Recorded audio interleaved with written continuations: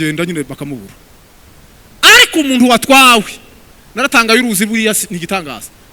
Hari ibimenyetso bibiri watwawe nyine agiye. Hari ibimenyetso bibiri bijya bibaho.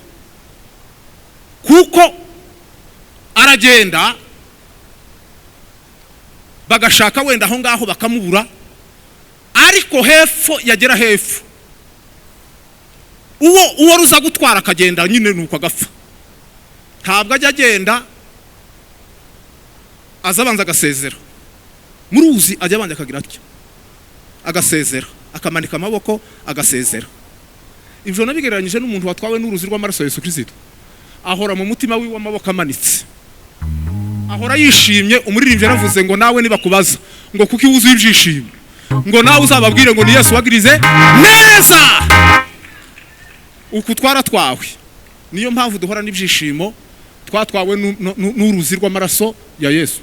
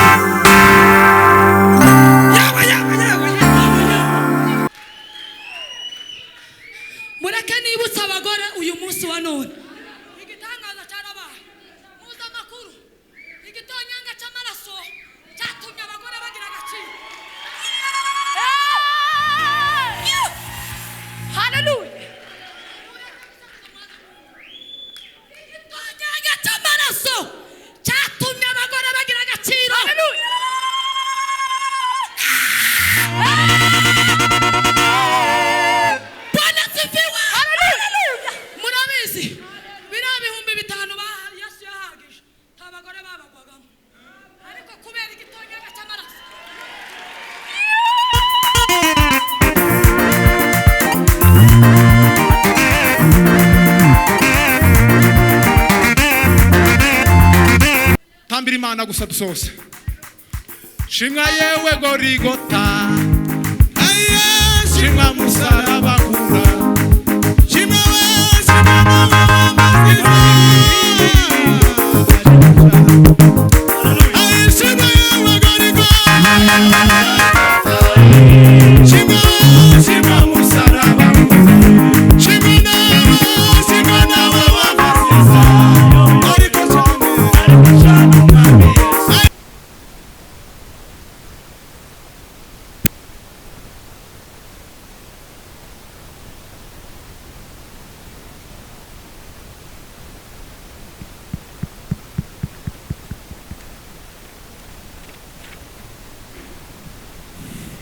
Efeso igice cya 2 umurongo wa 13. Agire dufasha gusoma ufite mikrofone.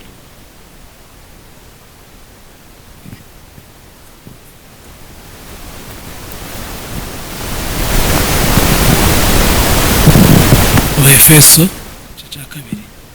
cya 2 umurongo wa 13.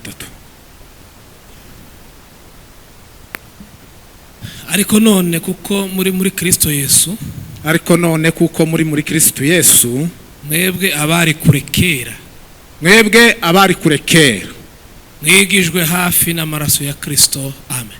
Mwigijwe hafi n'amaraso ya Kristo. Amen.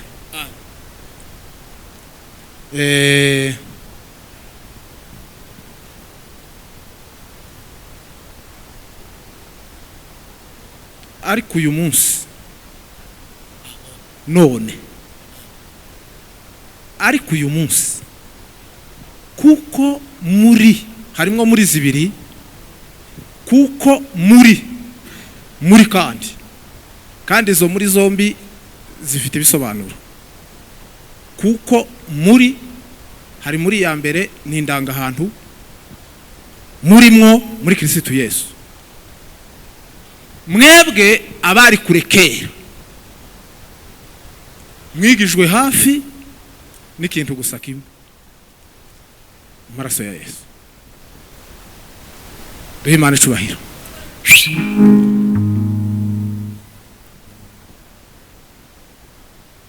Noneho noneho biratangaje kandi biteye ubwoba. Bibiliya iravuga ngo ijambo ry'umusaraba kubarimbuka ni ubupfu, ngo ariko kuri twebwe bakizwa ni imbaraga. Kandi ngo kubayuda ngo bajya bashaka iby'ubwenge, ibimenyetso, baza bashaka ibimenyetso. Kubagira ikinabo ngo bagashaka iby'ubwenge, ariko Pawulo arandika ngo ariko kuri twebwe ngo ni Kristo wabambwe. None murebe isi yose yari kure n'Imana, ariko yigijwe hafi gusa n'amaraso kugira ngo twegere Imana, twongere duhumurirwe ku Mana, twongere tube umubavu mwiza ku Mana, Imana yongere ituvumerere, bitume dutarama, bituma amateraniro abaho, bituma abantu baririmba bakishimira Imana bayegereye. Ni ukubera gusa amaraso.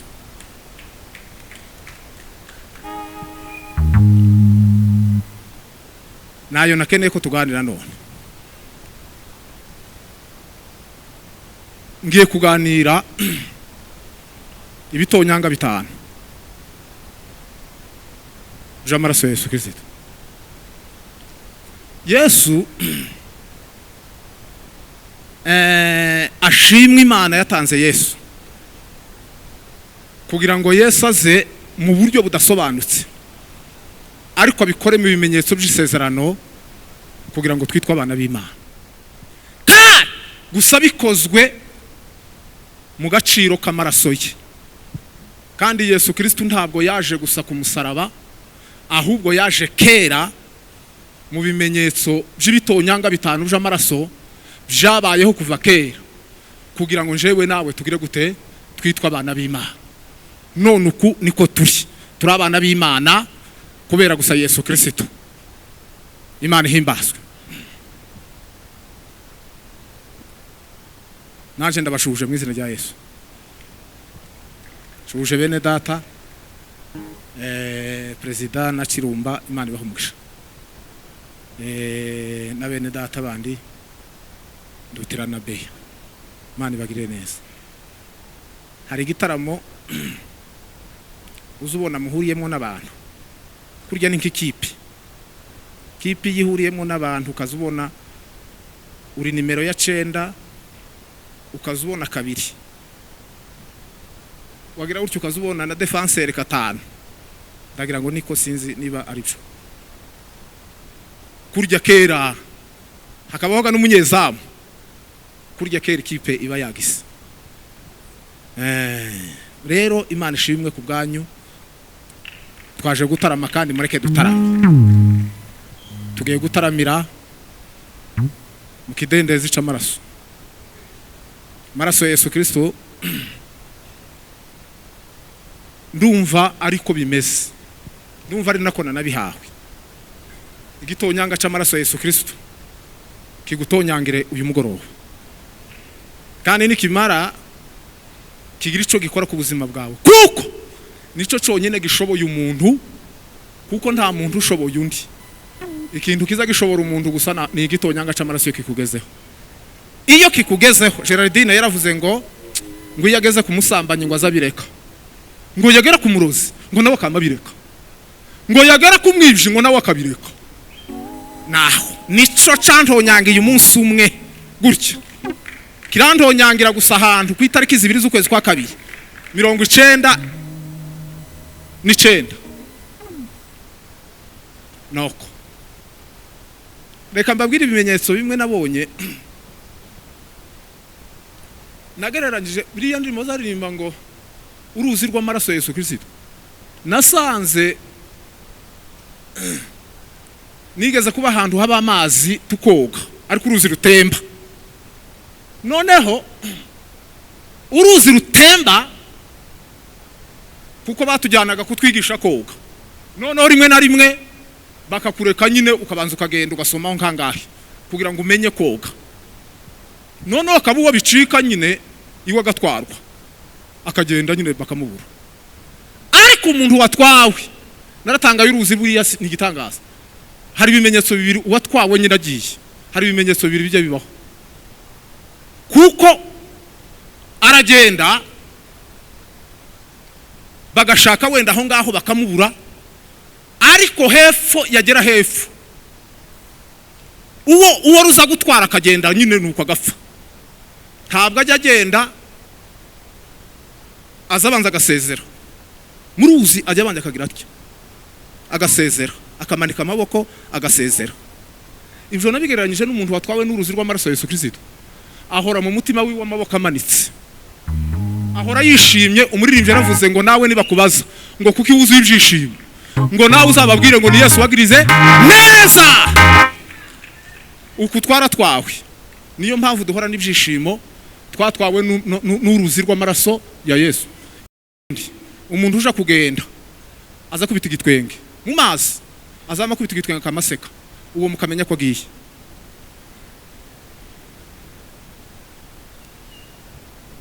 Niyo mpamvu rero duhora n'ibyishimo, turi mu nzu y'Imana, kubera kuko jewe warungejeje kuri, kuko igihe nabagaho cyose imyaka yanje yose kubaho nabayeho mu buzima, kuko njya nitekerezaho n'ejo bundi narabivuze ahantu narindi, nabayeho mu buzima gusa, donc nabagaho gusa, ntabwo nishimaga mu buzima, nabayeho mu buzima kanyaraje gusa, kandi numvaga gusa ngomba gusa kugira nabi no kurwana n'iki n'ibindi. Ubuzima nje nabayemo nubwo kurwana gusa buri munsi, ngira n'inkovu nyinshi z'inkoni. Noneho nari gashoza ntambara, ariko naratangaye umunsi Yesu, amaraso ya Yesu Kristo antonyangira. Duhe Imana icubahiro cyane. Niwo munsi ibyishimo byaje mu buzima bwanje, kandi ibyo byishimo ni ibyishimo umunsi nakijijwe kugeza na n'uyu munsi wa none. Nta munsi n'umwe ndabura ibyishimo n'uyu. Ibyo byishimo rero biva ku gakiza k'amaraso y'agaciro Yesu Kristo. Nawe uruzi rw'amaraso ya Yesu rugushobore rugutware. Amaraso ya Yesu, amaraso ya Yesu niyo yoza ibyaha by'abari mu isi bose. N'ay'igiciro cyinshi, n'ay'igiciro cyinshi kuruta ayandi yose yaduhuje n'Imana. Amaraso ya Yesu, amaraso ya Yesu,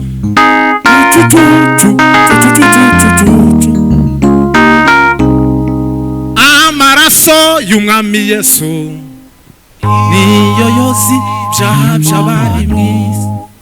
N'ay'agaci cucucucu kuruta ay'abantu ndetse n'inyamaswa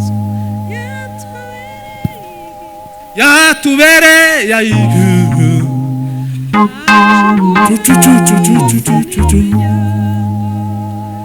Salaba wa Yesu yamenetse amaraso yaduhuje n'Imana. Narababariwe, narababariwe,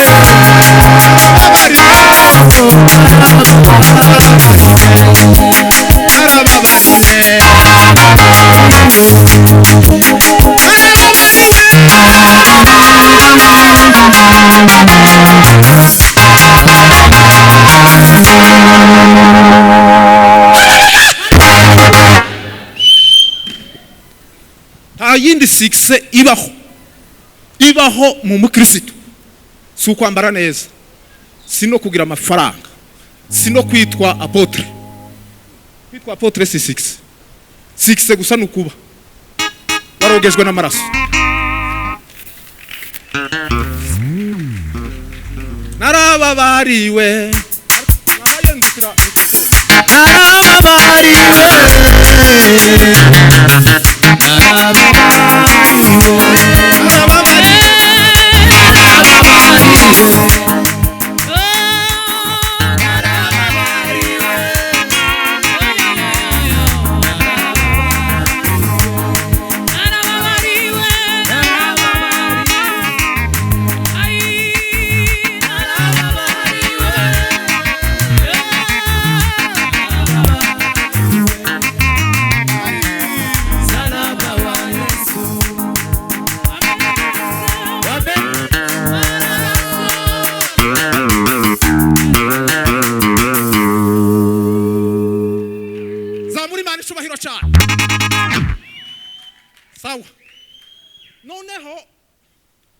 asifiwe. Murabona Bibiliya uko iteye nuko isa n'amagambo arimo. Ubu iyi Bibiliya ibamwo kashe yitwa amaraso gusa Yesu Kristo. Nico kimenyetso. Umuririmbyi yaravuze ngo amasezerano yose Bimana ayangana yakome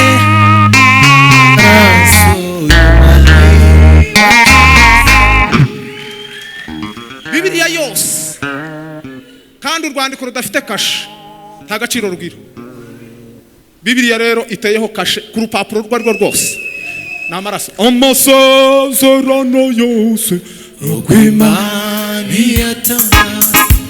nakomeshwe n'amaraso umwami wacu Yesu. isi yose isi irasavaho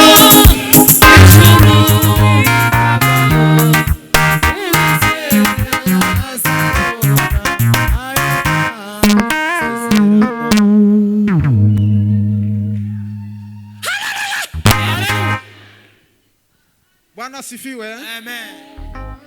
Turataramye mu izina rya Yesu. Atukuke. Imana ihimbazwe yaduhaye Yesu. Imana ihimbazwe yaduhaye Yesu. Imana ishimwe yaduhaye Yesu. Kumusaraba mwiza Zabonera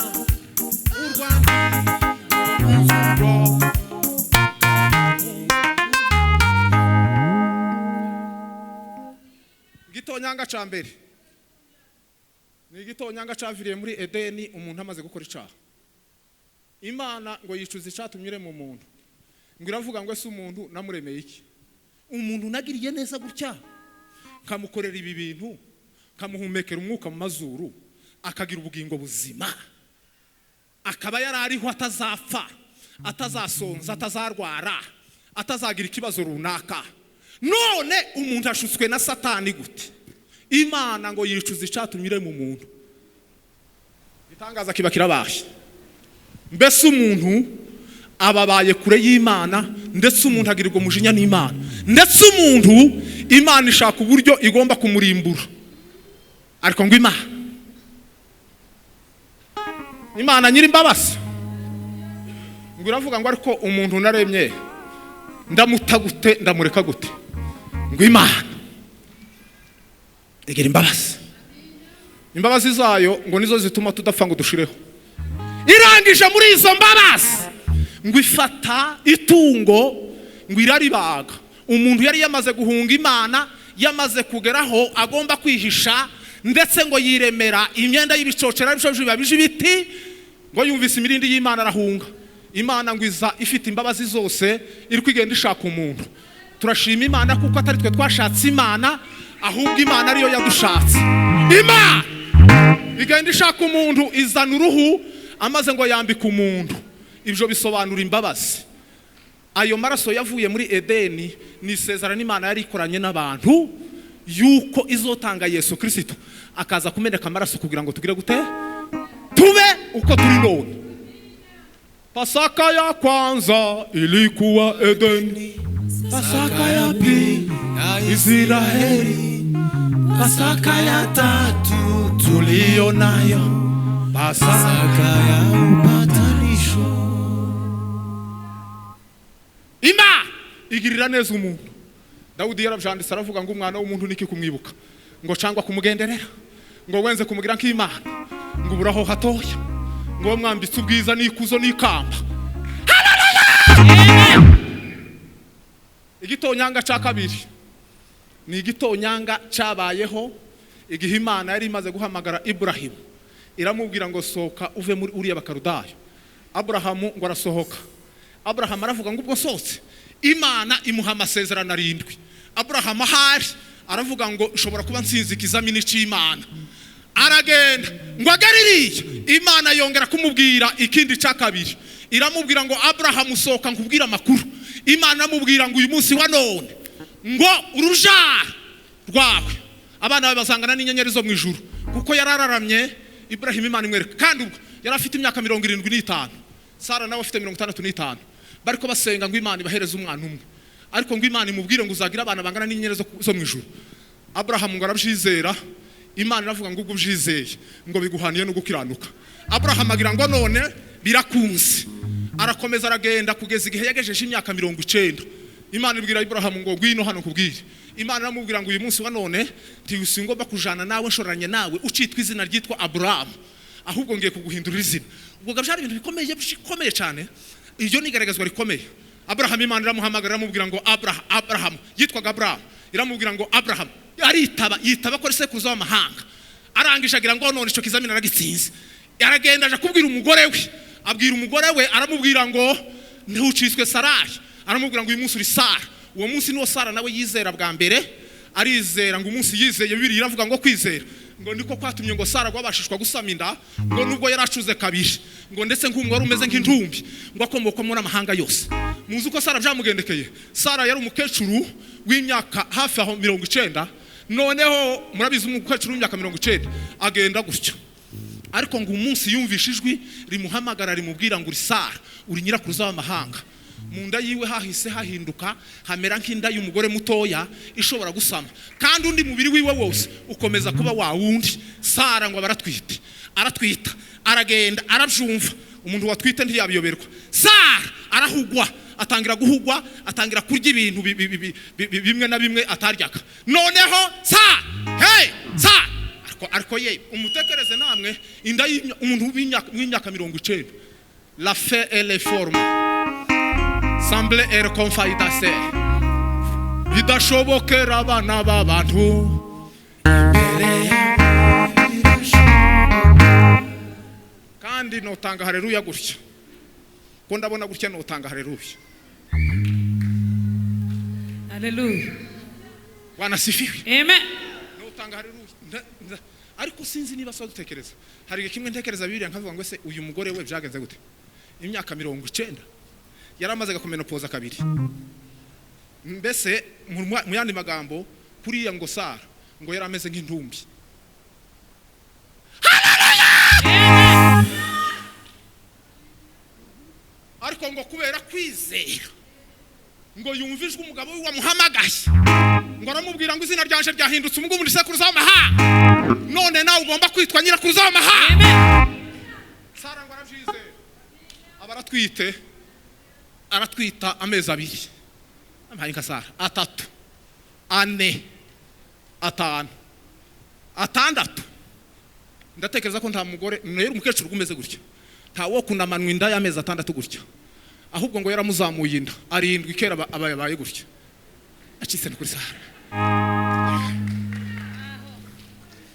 Zamuri Imana ishubahira. Uko muratekereza ngo 8 byagenze gute? Muzamubona agera ku 8, niko ntekereza kera inda yaba minuye gutya kera.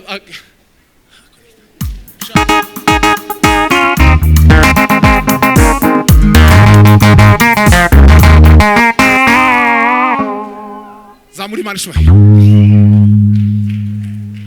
Kugeza umunsi yabyaye nawe yaratangaye aravuga ngo ariko nije wabyaye, ngo arebe umwana Isake, ngo aramureba aravuga ngo ese uyu mwana nije wamubyaye, ngo yamabumbakanwa kwiyo ngo yamavuga ngo ntaco mvuga, ngo aravuga ngo nzavuga umunsi azaba umwana w'isezerano ku minsi 8, umunsi Ibrahim azakoresha umunsi mukuru wiwe. Ngo amaze mu munsi wa 8 Ibrahim aratunze ibintu byinshi, atumira abantu bose, ngo arangije aramukeba amukorera ikimenyetso, ngo arangije kumukeba, ngo amaze ngo Sara ngo akubita igitwenge, ngo aravuga ngo igitwenge setse, ngo n'abantu bose bazumva ya makuru kuko gadutarame yaraziga kwiki gita. Haleluya, haleluya, haleluya.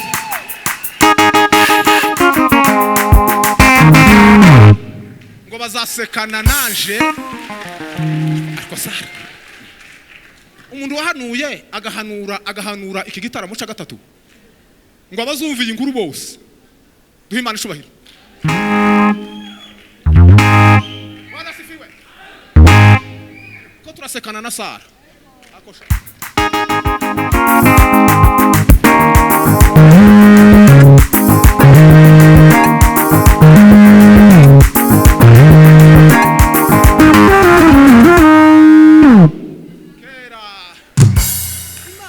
Imana ni gitangaza.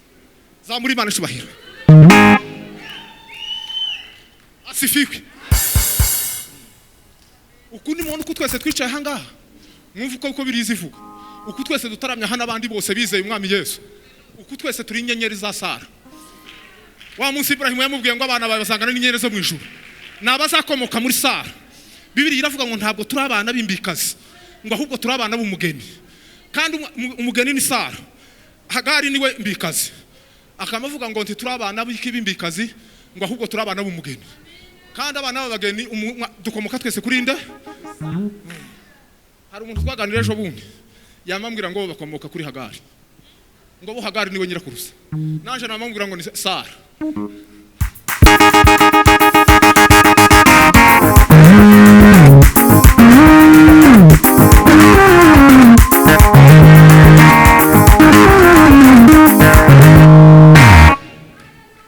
mu bisome mu Galatiya igice cya 3 nico kibivuga neza ngo niyo mpamvu ngo turi abana ba Ibrahim.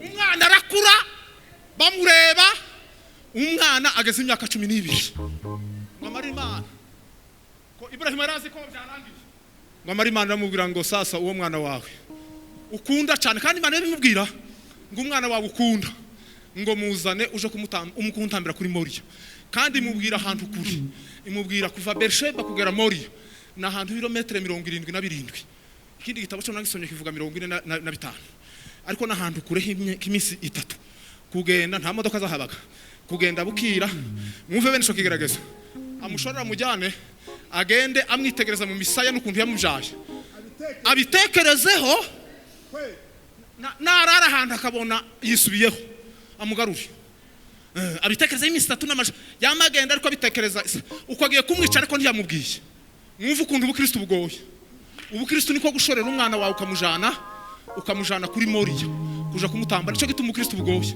niyo mpamvu Yesu yavuze ngo ushaka kunkurikira ngo yikorere umusaraba wanje kuri ya Ibrahim neza yari yawikoreye zamuri Imana ishubahiro haleluya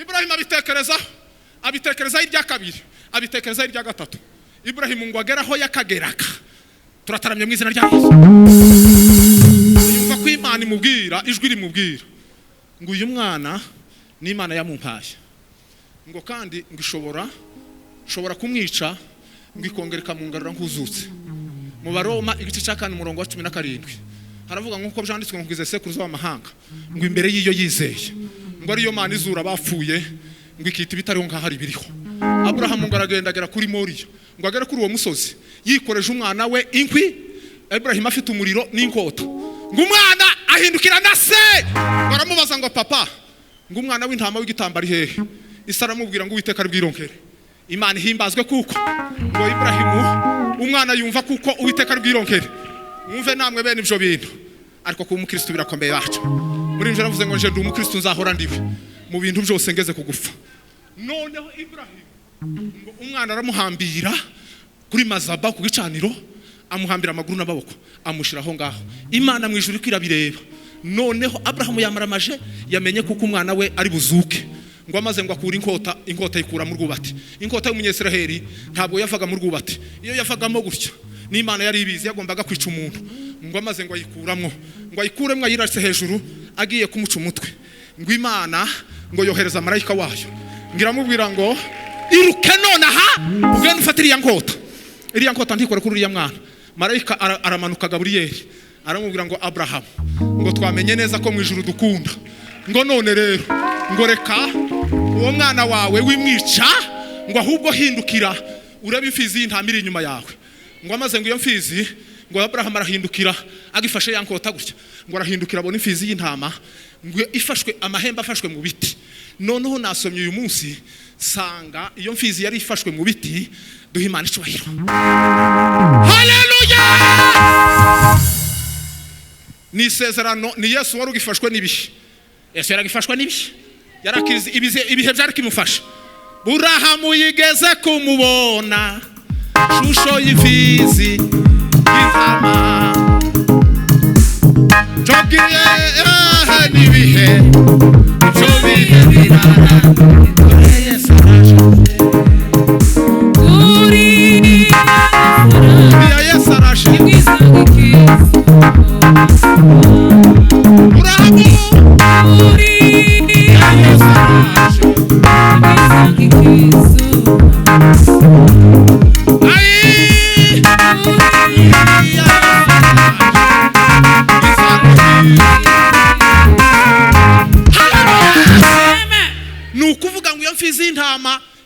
yasobanuraga Yesu Kristo uzaza gucungura twebwe kuko iriya mfizi y'intama yacunguye nde Isake buriya yari yapfuye. Bibiliya iravuga ngo namwe mwari mupfuye muzize ibyaha n'ibicumuro byanyu. Asifiwe. Duhimana ishobahiro.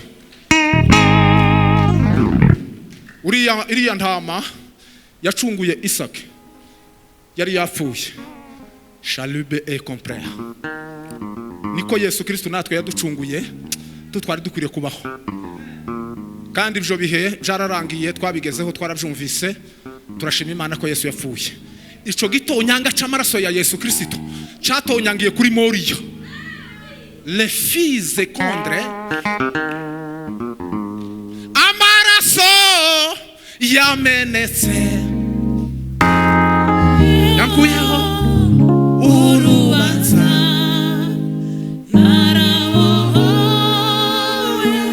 ntaririmba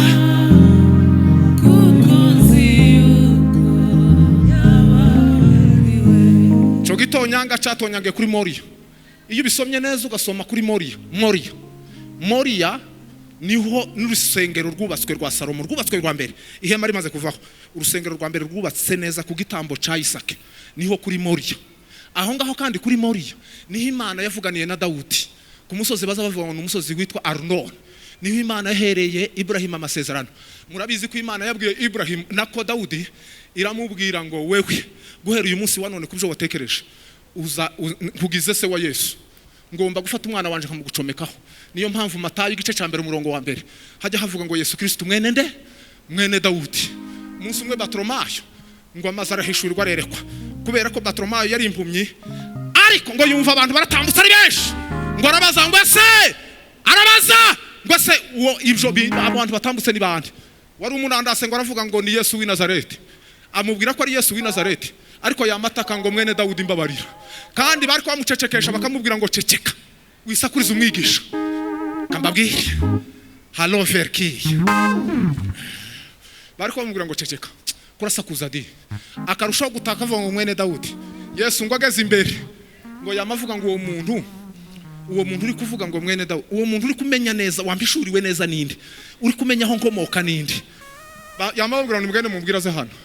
Bagiye kuzana Bartolomayo ngo bamugezeho aramubwira ngo surashaka kugira gute. Ati hari ikindi se sukumpumura. Duhimana ishubahiro. Haleluya. Pawulo yandikiye Timoteyo aravuga ngo ujye wibuka Yesu Kristo wakomotse mu ruja rwa Dawudi ngo akazuka mu bapfuye ngo nkuko ubutumwa nahawe buvuga. Ni ukuvuga ngo turashima Imana ku gitambo c'amaraso ya Yesu Kristo catonyangiye kuri Moriya kugira ngo ishusho y'urusengero igaragare. Igitonyanga ca gatatu ni igitonyanga catonyangiye mu giputa. Ico gitonyanga catonyangiye mu giputa ni tingatinga. Iyo tingatinga yanyuze mu giputa. Shimwe cyane pange elovinda poshilegre. Naratangaje nasanze Imana yamuhaye imbaraga iramubwira ngo genda uje gukura bene wanyu mu giputa. Mose abibona mu bimenyetso bitandukanye aragenda aje mu giputa ngo agara mu giputa. Mose akabwira Farao akamubwira ngo rekura ubwoko bw'Imana bugende. Farao akamubwira ngo simbarekura. Mose agakubita inkoni hasi ikava mu inzoka. Farao yagaragaza gupima kugira inzoka ya Mose cyangwa inkoni ya Mose ikamira za zindi za Farao. Farao akinangira. Mose agafata ya nkoni akayikubita mu mukungugu ukava mu inda. Inda zikaza zikagera mu mazu y'abanyegiputa hose no mu biryo. Farao akinangira. Mose agafata ya nkoni akayitunga hejuru urubura rukagwa. Noneho Farao abantu ibintu bigashira ariko Farao akagira gute akinangira. Mose agafata ya nkoni akayikubita mu mazi. Amazi yose agahinduka iki agahinduka amaraso. Farao akagira gute akinangira. Mose agafata inkoni akayikubita hasi akava ibibugu bikaza. Ikindi yakubita hakaza mu ryamo. Noneho icago ca 9 ngo Mose Bwana sifiwe. Le prêche la gloire. Ngo amaze ngo atunga inkoni hejuru ngo hamahaza umwijima. Uwo mwijima ngo numwijima wigikorwaho. Uwo mwijima bawukoragaho gutya. Nta muntu wamenyaga ko ari kumwe n'undi. Umuntu wese yakoraga kuri uwo mwijima. Ariko uwo munsi ngo Farao ngo aravuga ati turashize. Ngo nimumpamagarire Mose na Aroni baze hano. Ngo baraza. Ngo Mose arababwira ngo mwebwe ati nimugende atari kumusiga amatungo yanyu. Yari yaremje ariko ngo aramubwira ngo ntibishoboka, ngo kuko ngo dushobora kugira gute, ngo kuko dushobora kugenda ngo tusiga amatungo yacu. Ariko ngo aramubwira ngo habe n'inkaranobe, ngo habe n'inzara zinga, ngo ntazo tuzasiga ino. Ngo amaze ngo Farawo aramubwira ngo Mose ngo ntiwongere kunshirgera ngo va ngaha. Farawo aramubwira ngo akabimenya, Mose aramubwira ngo akabimenya, ngo ahubwo ntizongera kuducirgera. Hari hasigaye kimwe Imana yari ibizi, ngo Imana ngo imare ibwira Mose ngo Mose ngo ngwino hano nkubwire, imubwira isezerano ry'amaraso arico gitonyanga catonyange mu Giputa. Ngo amaze ngo Mose Imana amubwira ngo noneho bigeze, ngiye gukora gasha, ngiye gukora ikimenyetso, tinga igiye kunyura mu Giputa. Tinga y'amaraso ya Yesu Kristo niyo yonyine izifata umuntu ikamunyeganyeza. Hallelujah. Ikamunyeganyeza ikaguhindura undi muntu. Niyo mpamvu Pawulo yanditse aravuga ngo uyu muntu ari mu Kristo Yesu ngo abari caremwe gisha, ngo ibyakera ngo bigize gute.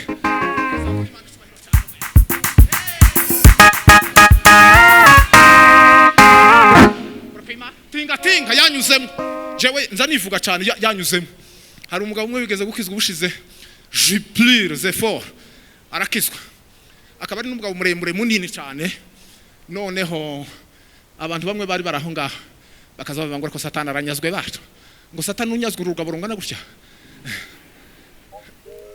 Mureke mbabwire, amaraso ya Yesu, amaraso ya Yesu niyo yose ibyaha by'abari mu isi bose. Igiciro cyinshi, Ruteyandi yose abantu n'inyamaswa. ngo bakora n'isezerano. Imana mwumva Imana ko yabwiye Mose, ngo iramubwira ngo Mose iki gisigaye kimwe, genda ugende ubwire bene wanyu babike umwana w'intama cyangwa umwana w'ihene, bawubikira iminsi 14. Hanyuma uwo mwana w'intama cyangwa w'ihene nibamara bazawurye. Dore uko bazawurye vuba vuba, bazawurye bakenyeye, bazawurye bitwaje inkoni, bazawurye bafunze inkweto. Iyo niyo Pasaka. Hanyuma Imana iramubwira ngo sasa notabeye ayo maraso y'uwo mwana w'intama, ayo maraso y'umwana w'intama bazoyafate nibarangiza bayashire ku nkomanirizo z'inzu no kubihamambiro by'inzu. Hanyuma rero nzohereza marayika w'umurimbuzi azaza, namara kugera mu Giputa, nagera mu Giputa inzu yose azosanga ikimenyetso cy'amaraso. Azaza yigeraho, nagera kwa Jacques atambuka avuge sawa, nagera kwa Eric nahagera avuge ngo sawa, nagera kwa Pasteur nahagera avuge ngo sawa. Ngo inzu yose atazasanga mu ico kimenyetso cy'amaraso, ngo iyo yose azoza yinjiramwe ari imburi, ngo azoza afata umwana w'imfura, itungo ry'imfura. Ariko ngo Imana z'abanyegiputa zose nta mfura yapfuye n'umuhereze, ahubwo ngo zose zagize gute, zose zaciriwe hiteka. Maze ngo marayika araza, hari nijoro marayika ngo araza. Marayika araje gusa yari afite operasiyo ikomeye kugeza no kwa Farawo. None harinjira marayika akora ibitangaza, akora imirimo ikomeye. Abanyesiraheli nabo ngo nabo ibyishimo bibabana byinshi, ngo bumva ko urugendo rutangiye, ngo batangira gusohoka, ngo barakusanya umukutano burinjiye, umukutano wo gushora urugendo. Ngo maze barinje barasohoka, ngo bagiye bateze amaboko, ngo bafite ibyishimo. Bimana ishobora cyane. Haleluya! Nta kindi cyahabakuye, ikintu cyahabakuye ni gitonyanga c'amaraso ya Yesu Kristo. Nico cyonyine cyakuye abantu mu Giputa. Reke mbabwire, igitonyanga kitarakugeraho ubu gifashwe na Satani, kandi ubu kifitanye amasezerano na Satani. Ikintu kiza gikura gusa umuntu mu masezerano mabi ukinjira mu isezerano ry'Imana na amaraso ya Yesu Kristo. Ndashima maraso ya Yesu y'agaciro yavuye mu rubavu rwe. Ndashima maraso ya Yesu yavuye mu rubavu rwe. Ayo maraso ya Yesu.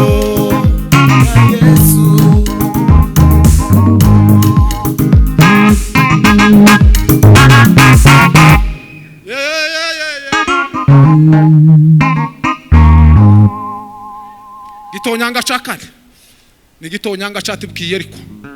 Yeriko hari hakinze, hari ibintu bikomeye, ariko abatasi babiri, abahungu babiri batumwe na Yoshua bagenda bajikana Yeriko, ngo binjire Yeriko bahasanga inzu y'indaya y'uwitwa Rahabu. Rahaba ngo arabakingurira bakomansa nabo baja mu nzu y'indaya binjiramo ngo binjiremo. Mu yandi magambo Rahabu yarabonye abakiriya babiri bagomba kuzana amafaranga kuko yari indaya ifite icapa hano cuko ari indaya, ndetse no ku nzu yiwe hari handitseho ko ari indaya kuko yasoreraga leta kubera umwuga yakoraga. Maze ngo Rahabu ngo abona abasore babiri barinjiye. Mu yandi magambo yarakwiriye kugira gute, yarakwiriye kubakira nk'amafaranga menshi yinjiye, ariko usarire ngo abarebe ngo binjiye ngo yamabona ikimenyetso, ngo yamavuga ngo aba bagabo binjiye muri iyi nzu ngo ntabwo bazanywe n'ubusambanyi, ngo ahubwo aba bagabo ngo n'abanyesiraheli ababonaho ikimenyetso, ngo abone ikimenyetso aho kugira ngo wenda anabarege kuko kuba muri Yeriko ntabwo bari kwinjira muri Yeriko kandi ari abanyesiraheli, ngo ahubwo ngo yumva imbabazi, ngo izo mbabazi zo kubahisha no kubagirira neza, ngo barafashe arakinze abajanye mu cyumba cyo hejuru.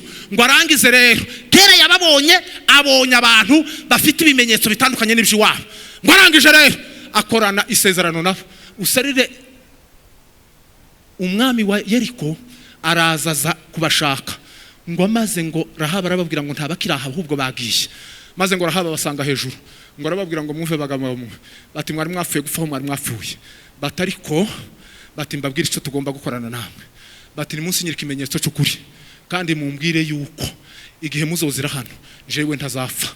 Bati nabimenye neza, bati Imana yiwanyu bati rakomeye. Ngo amaratangira kubabwira Imana yabo, arababwira ngo Imana yanyu ngo twamenye uburyo yasizigize Egiputa, ngo kandi twamenye Imana yanyu ngo uburyo ngo yaciyemo inyanja, ngo twamenye Imana yanyu ngo uburyo ari Imana yo hejuru niyo hasi, ngo twamenye Imana yanyu ngo yuko yagize abami babiri nabi Siyoni na Wogi, ngo twamenye neza yuko ngo Imana yanyu izabazana ino ngo ikabageza inahangaha, ngo kandi duhimana ngo twamenye uburyo ngo Imana yanyu ngo ari yo hejuru no hasi.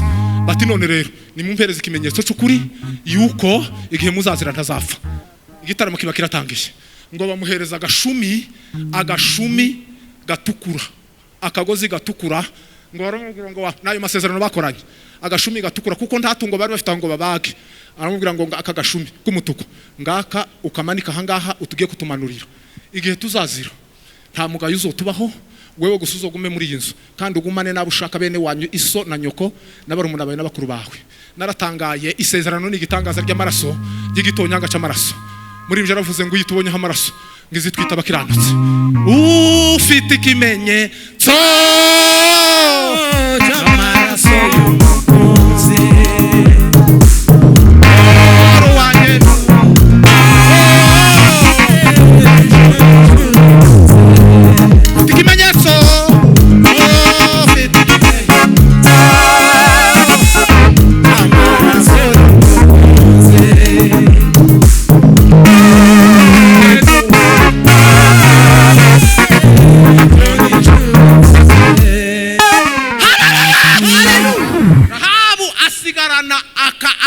akamenyetso akamanika ku nzu yiwe.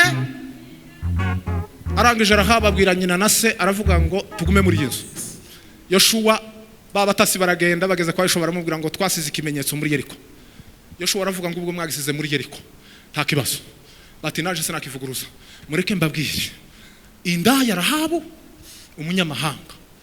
Yoshuwa yaragiye ngo amari kuhagera batsinda Yeriko, bari bamaze kumenyesha ibimenyetso by'ukuri, batsinda Yeriko iragwa.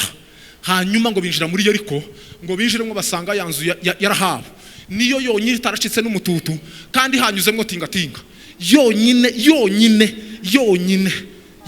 yasigaye igize gute, yasigaye ye.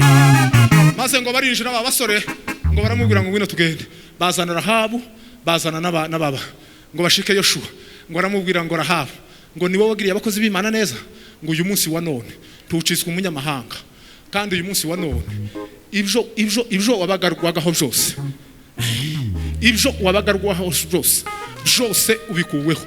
Ubu none ubaye umwana w'isezerano. Kandi mureke mbabwire iryo isezerano kugira ngo ubu umunyesiraheli amategeko yavugaga niyo washakaga umugore utari umunyesiraheli wagombaga umwana wawe yagombaga kuba mu masezerano ku kizazi ca 10. nukuvuga ngo kabyara umwuzukuruza akamyira kugenda kubikizazi ca 10 nibwo wabaga umunyesiraheli. Noneho kuri Rahabuwe nta kindi cabayeho, nta rindi tegeko ryabayeho. Yoshua yaravuze ngo kubera ico wakoze ngo uyu munsi wa none ubaye iki, ubaye umunyesiraheli. Sari uwo munsi yabaye ku umunyesiraheli Rahabu duhimana ishobora cyane. Le fort de l'assemblée la tout point et que moi yanga aliko le sanga isonge elokerma. Umuhungu witwa Salomoni yamavuga ngo nanje ndamushaka. Usa ntiyita ku buraya. Rahabu yari indaya w'umwuga kandi reba gushaka indaya ariko wogejwe n'amaraso tabaciswe indaya. Ico cyonyine gusakiza kikira. Salomoni baramushatse uko kera barabyaye bababyaye nde ukera isezerano ribageze hehe, ribarigeze iriya. Kandi muri ba nyina batanu ba Yesu agira ba nyina batanu, Rahabu arimo. Za muri Imana ishubahiro.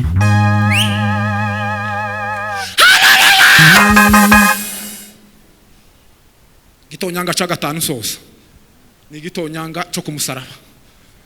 Wa muvu wa maraso ni wowa kijije umuntu mwana wawe.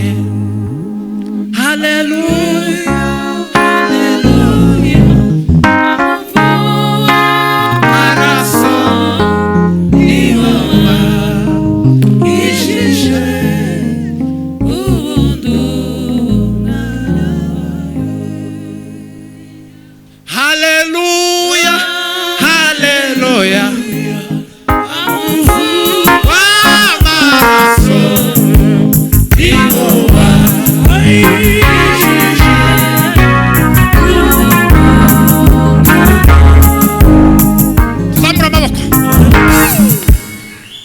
Shimwa yewe Gorigota, shimwa musaraba nkunda, Roma nziza ariko cyane umwami Yesu. Shimwa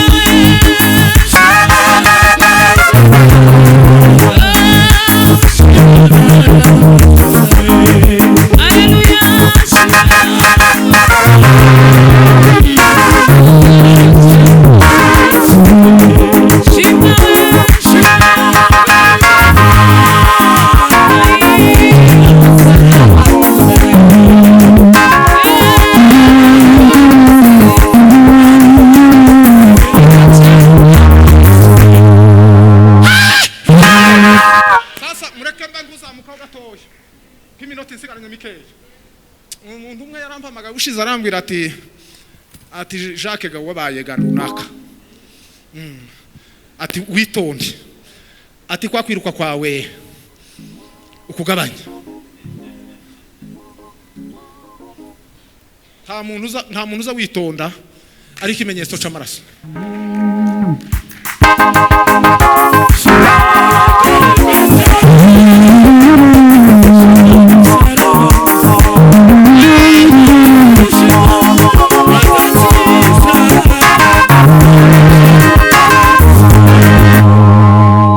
Uko tugeze ku musaraba kandi mpageze. Shimwa yewe Gorigota.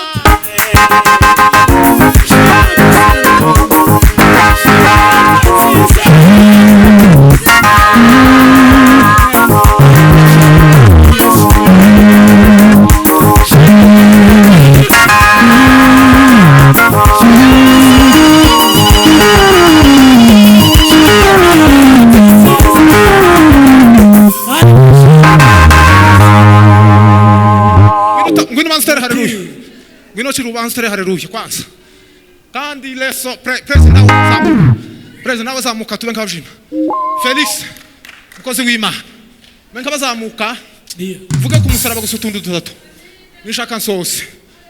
Gitonya niyo finale y'igitonyanga. Zamuri Imana ishubahiro cyane. Haleluya. Tera haleluya. Tuzamurira Imana ishubahiro. Haleluya. Abasigaye batarazamura tuzamurira Imana ishubahiro. Haleluya. Haleluya. Haleluya. Haleluya. Haleluya.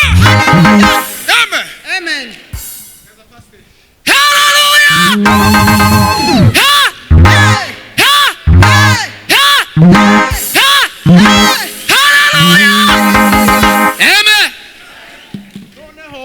Imana ihimbazwe. Tuzamura Imana ishubahiro. Yaramfiriye jewe nawe ubwizaha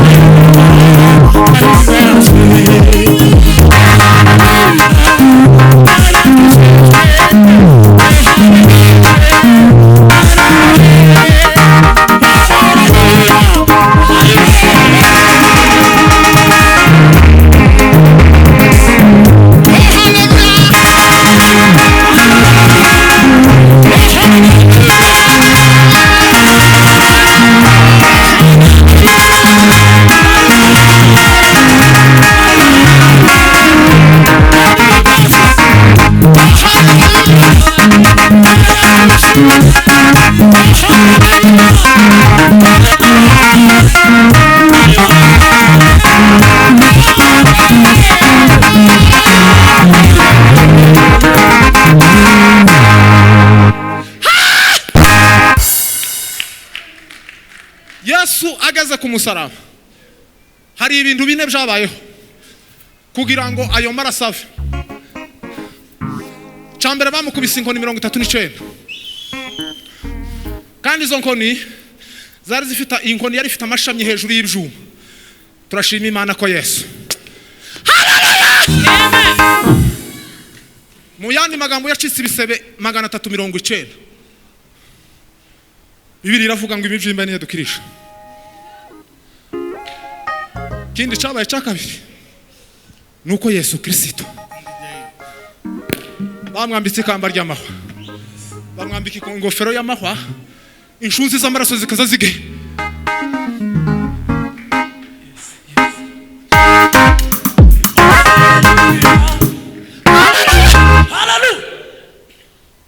Muri imje ravuze ngo Yesu yageze mu Rwanda, ngo ni Burundi agerayo, ngo yigereye Tanganyika, ngo ni Bugande ni Kongo. Yesu physically ntabwo yageze mu Rwanda, ariko ya nshuzi z'amaraso zageze mu Rwanda.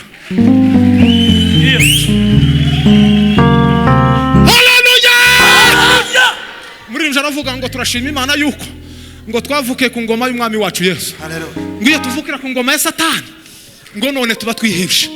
Ngo Yesu tumukunde cyane, ngo kuko yatwitangiye. Kindi kintu cyabaye cya gatatu n'icumu bamucumise mu rubavu. Mana Israeli we, l'effort est mort qui dans la serre, chambri et quel effort de la prêche, engrume et tose, azukume l'effort meyaga. Yewe nawe twarababari, Ai! yewe nawe twarababari,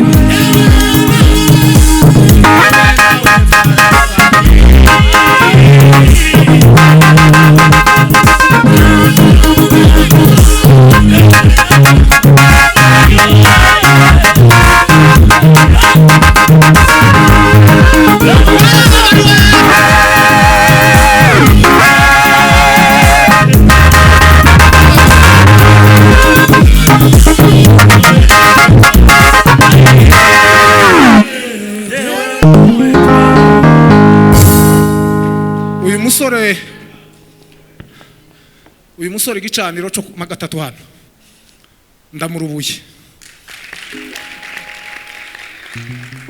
Kurumva pastor, uyu musore mumufate neza, mumwakire, kandi uyu musore arimo ibintu bikomeye. Nije wo mubwiye ngo aze gutarama, kandi nimara murubure muri aka gatatu. Uyu musore tujanye nawe kabiri. Uyu musore ndamugenzura, ndamureba, ndamwigaho. araririmba umutima wanje uranezerwa. Nama mvuga ngo agomba kuza. Bwana sifiwe. Muramwakiriye.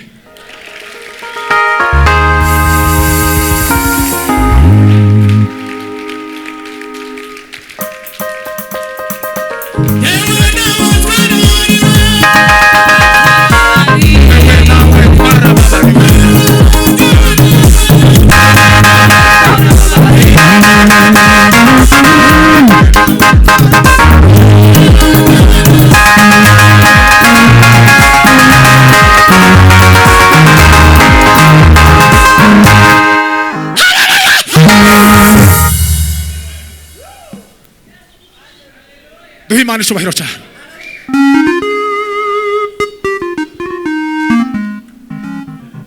Kuri ico gitonyanga cyavuye ku musaraba niho hahanga Pahoro yanditse twasomye tunasoza. Pahoro yaranditse ngo mwebwe ngo ntimwari mufite Imana rurema, ngo nta byiringiro mwari mufite byo kuzabaho, ngo kandi ngo mwari kure y'Imana, ngo ntimwabarwaga mu ciciro c'abantu bazogirirwa neza. Ariko ngo amara yamavuga ngo ariko none uyu munsi, leo uyu munsi wa none, uyu munsi wa none ngo gusa mwigijwe hafi n'amaraso ya Yesu Kristo. Bibiri iravuga mu byahishuwe, iravuga ngo nabo bamunesheje amaraso y'umwana w'intama w'Imana, ngo hamwe n'ijambo ryo guhamya kwabo, ngo ntibigeze banga gupfa. Pahoro Petero arabyandika aravuga ngo twacungujwe ngo amaraso y'umwana w'intama w'Imana.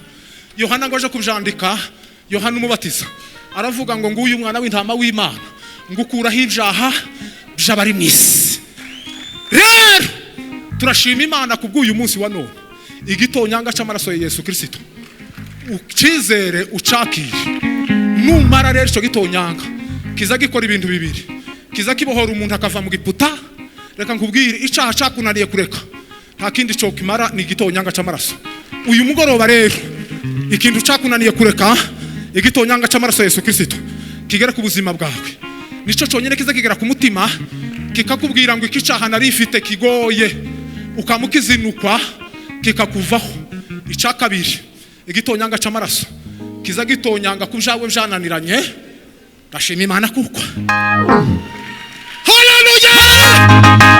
Uyu mugoroba ibyananiranye, uyu mugoroba ibyananiranye turabitonyangiriza igitonyanga cy'amaraso ya Yesu Kristo, hanyuma bishoboke mu izina rya nde, mu izina rya Yesu Kristo w'i Nazareti. Akira igitonyanga cy'amaraso, akira igitonyanga cy'amaraso. Gira gutya mu izina rya Yesu, gira gutya mu izina rya Yesu, gira gutya mu izina rya Yesu.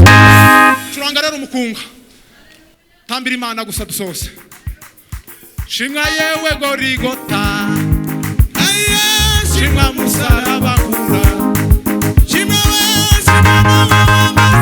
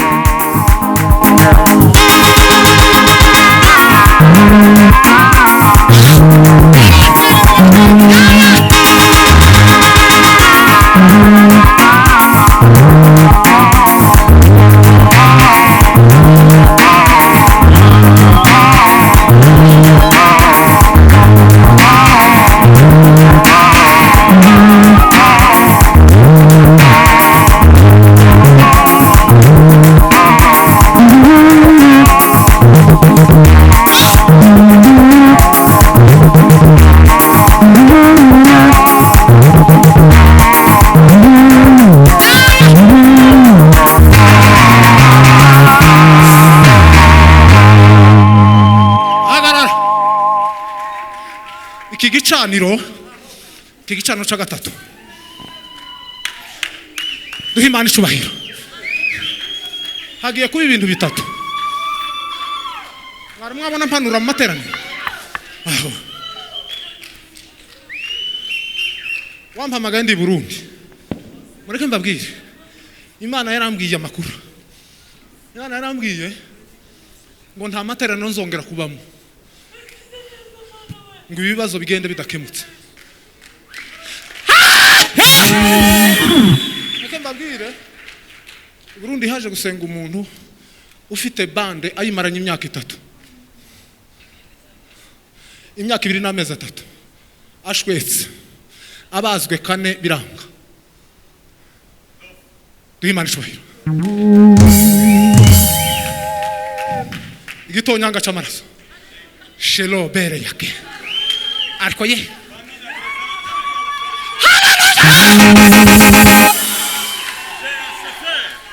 ubundi ndakeneye amagambo menshi, hakeneye acte, hakeneye ibikorwa.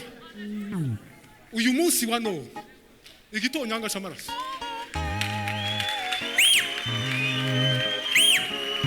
uziko uwo muntu twavuze igitonyanga cy'amaraso gihita kimutonyangira, ahita yumva mu kuboko ngo koto, yamakuraho ibande ukuboko yamakurambura.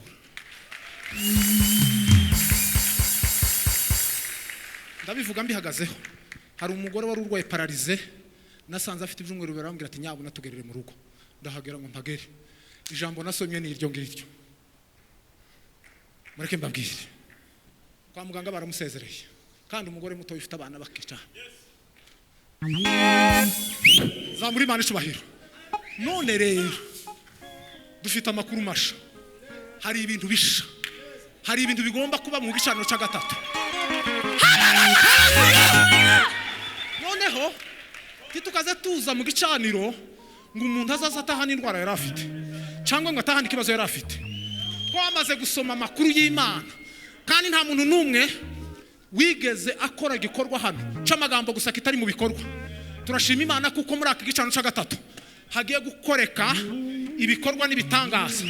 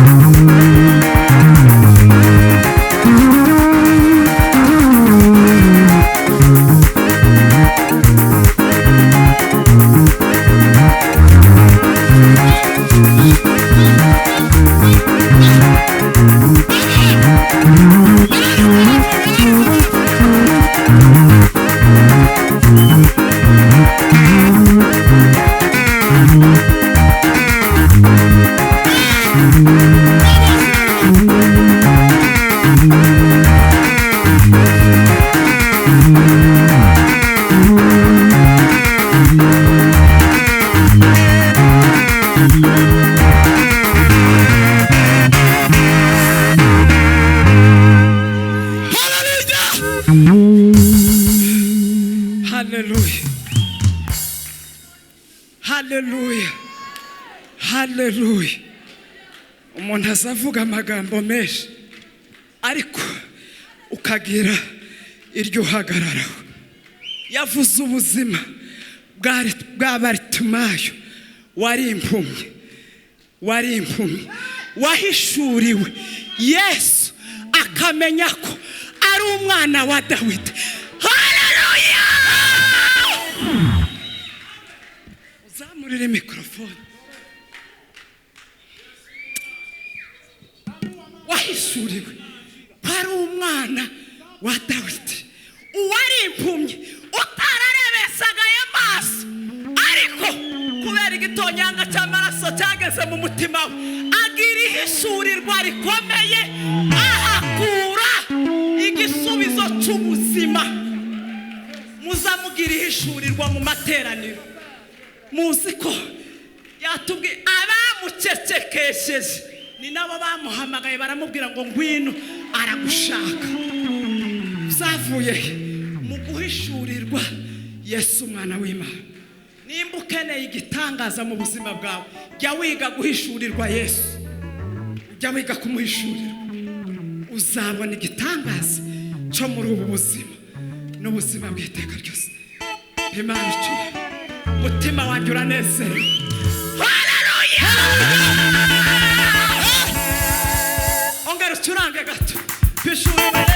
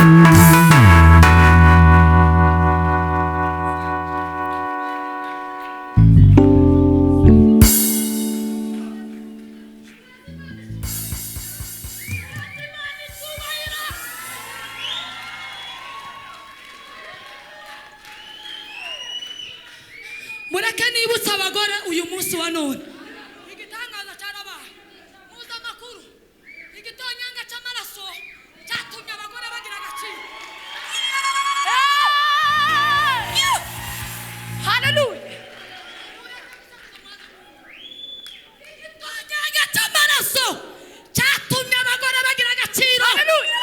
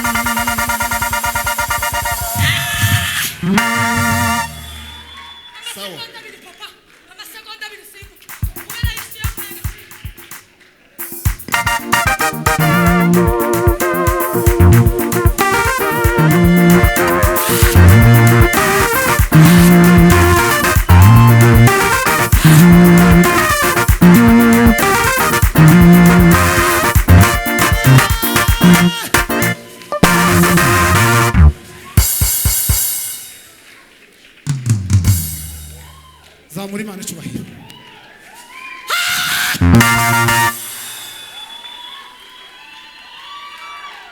Reka mbabwire Yesu arahahantu. Yesu ari hano.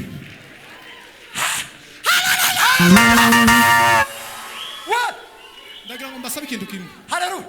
Ubu hagiye gukemuka ikibazo cya buri wese wakizanye. Kandi Yesu ahimbaza. Nta kidashoboka. Habe na hariya ko ndahabona umumama hariya. Umwana we yari yarapfuye ari hariya. Umwana wawe ntiyakize. Zamuri Imana ishubahiro. None rero aka gatatu Ndio. iki gicaniro mureke mbabwire iki gicaniro les pommes ndabasaba ukingo umuryango sha ni iminota 2 yampaye. Ndio. Beya genda na sinorangiza kubwiriza udacuranze kandi ko ndabonaga ikivi canje cyaharangiye mwene data agiye kuza pasiteri genda ukore ku murya nawe tutaza ku Ndio. ntaza ntogenda udacuranze none turiruka. Ndio. Turiruka umuntu yiruke kandi numara ibyaguhigaga bikwirukana none ni wowe ugiye kujirukana. Haleluya. Ibintu bimirishagiraho amaraso, indwara bimirishagiraho amaraso, Haleluya. ikibazo kimirishagiraho amaraso. Haleluya. Shuka. Haleluya. Haleluya. Igitonyanga cy'amaraso gikora akazi uyu mwanya. Gitonyanga cy'amaraso gitonyanga ku kibazo kuko niryo sezerano rikuru dufite niryo ngiryo. Haleluya. Nibakuregere neza zamura kandi Imana ishubahiro. Ndio. Zamura Imana ishubahiro. Nagikwiriye Yesu. Zamura double.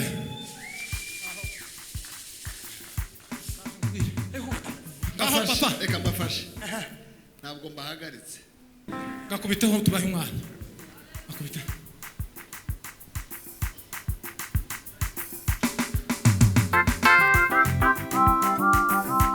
Yego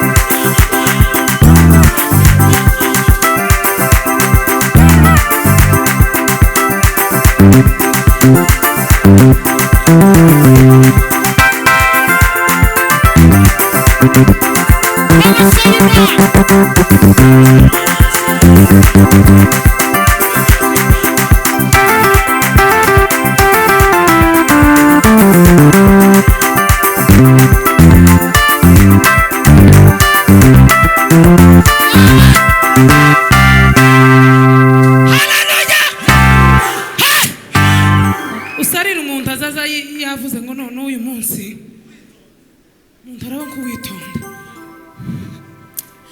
Ubushize hari umuntu wambwiye ngo nari nazanye amakari ngo nari nakarishe cyane nta mpavuga ngo uyu munsi ndamamo impombere nicare ariko byanze byoshoboka se kera igitonyanga bakivuze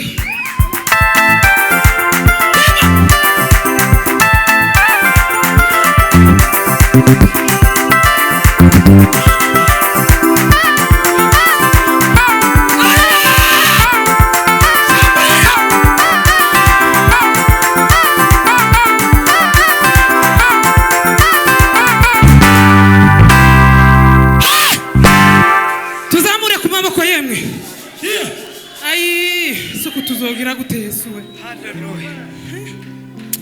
uko tuzogira gutemwe Hallelujah. amaraso ya Yesu yo yatuye ayo muzirane niyo yoge shibya mwami yarabambwe atwe turabambugwa inkono yakubiswe izo zambara gakiza ibitonyanga by'amaso byantonyangi yeho umva turahujije ibitonyanga by'amaso byantonyangi yeho umva turahujije yewe gorigota siza kwibagirwa yewe gorigota ambere ichungu yewe gorigota uruwagatiro gorigota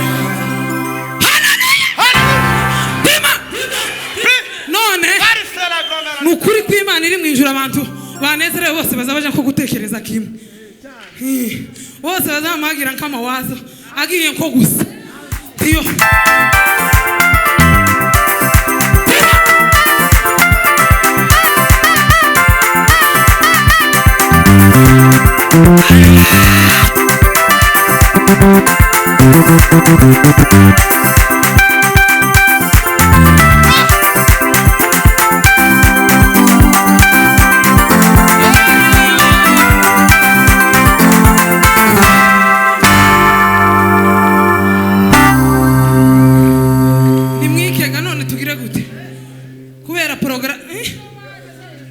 tugeze ku ndirimbo ya kabiri narimvuze ngo muvuge ngo haleluya ejo nabwiye abantu mu banaziri tuzi ko muri telefone habamo za porogaramu nyinshi iyo ukanze kuri galeri tihoza amazina ndagira ngo tihazaza aba contact hazamuhaza iki ndababwira ngo ikintu kizotuma amababa azotuma tuja mu ijuru ni umunezero niyo porogaramu gusa n'ibyishimo no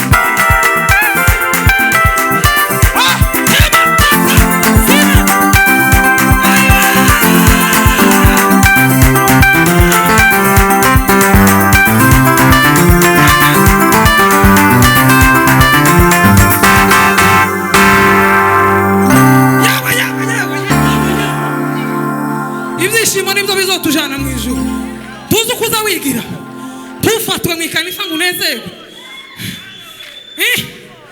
uzarebe iyo bakandege kuri tapirura igiye muri porogaramu yayo wenda ariyo kuzamuka nigeze kuyijaho tayizi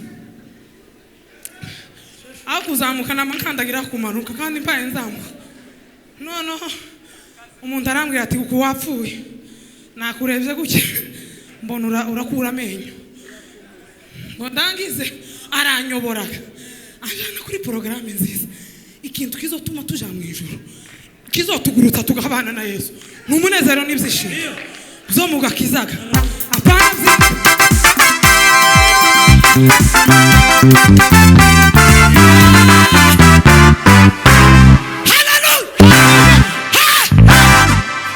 abagore niko navuze ngo abantu bose bazamagira amawaza agiye nko gusa murebe nta mukuntu mpagaze muri aba bagabo abagabo b'icubahiro b'abanyabwenge bakama babona ngo bampe mikoro ngo mvuge ukuri kw'Imana nimba utazubiha agaciro turamenye Yesu murebe nta mukuntu nsa nzamba nkamubi cyane kandi sinza ngira n'amagambo nyine y'ubwenge ariko kubera igitonyanga abagore ni muze nitushaka dusirimbe dutanga umwanya aho twaririmbiye muri Foursquar n'ubundi tuzogaruka turirimbe ariko duhesha agaciro ibitonyanga by'amaraso pima curanga